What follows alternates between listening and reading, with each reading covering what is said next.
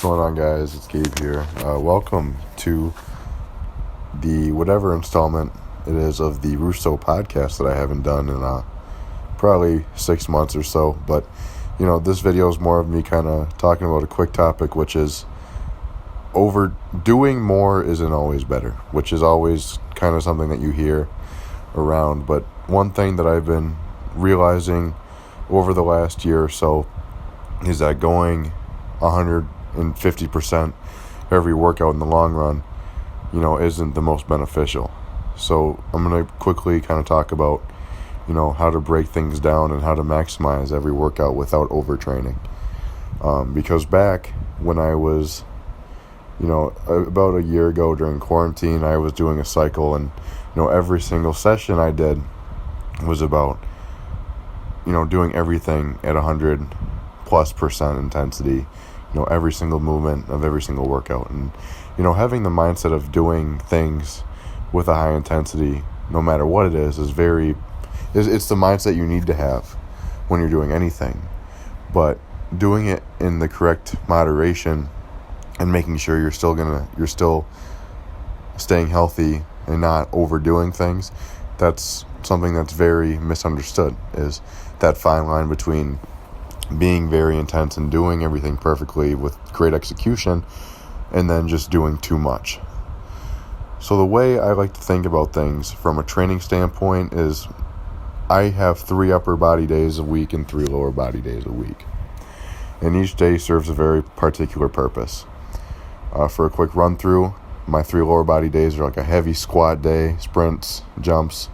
I have a front squat day, which is hamstring focused, jumps focused, agility focused, and then that third day is just strictly an explosive workout, which is, depending on the day, I'm doing pause squats, box squats, I'm doing hill sprints, I'm doing things that are specifically designed to help my explosiveness and my athleticism. Upper body is a little bit less complicated. It's just heavy bench, close grip bench, speed bench, But this video is more based on, not overtraining lower body and making sure you're recovering, because an issue a lot of people have is soreness in the lower body.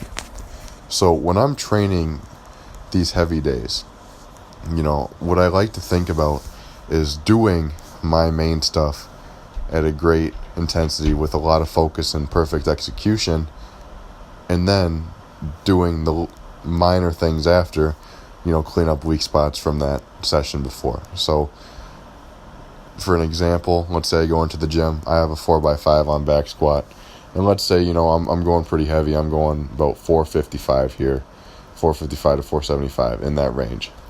If I do my job and I do those reps well, deep, and clean, I really shouldn't have to do a ton of accessory work after the fact, because, I put a lot of my energy and intensity into those 4 sets. And then after that, that's what I'm kind of doing my cleanup work, which on a day like back squat day would be, that's going to be hamstring curls, glute ham raises, pull throughs, single leg glute bridge, minor things like that to work my ass and my hamstrings and things like that. But I'm not going to go and hit a 4x12 on Romanian deadlifts, because I know that those are going to take a long time to recover from. So the way I like to structure my programming is getting my main stuff, my heavy stuff, out of the way first, and I'm doing that with a high amount of intensity and purpose, and then kind of backing off and let the rest of it take care of itself. Because an issue that a lot of athletes run into is that they get into the mindset of every session has to be a war and it has to be a battle. And what people forget is that that's really hard to recover from in the long run. You're going to see a lot of progress right away because, you're pushing your body 150% every single lift. But that only lasts so long.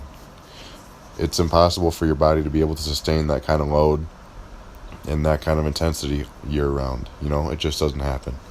So one thing I just want to talk about today is just kind of a quick walkthrough of, put your main stuff first, whether that's back squat, flat bench, deadlifts, whatever it may be, whatever your main focus of that training day is, make sure you're doing that first, and you're doing that with a high amount of intensity, focus, and purpose, and then taking the rest of that workout to back off and do things to clean other things up.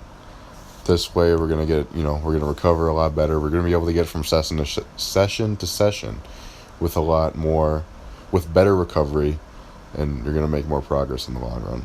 So, thank you guys for listening to my quick rant. I hope you guys take away some things from this and maybe look at your own training and see if there's anything that you need to move around. All right, thank you guys.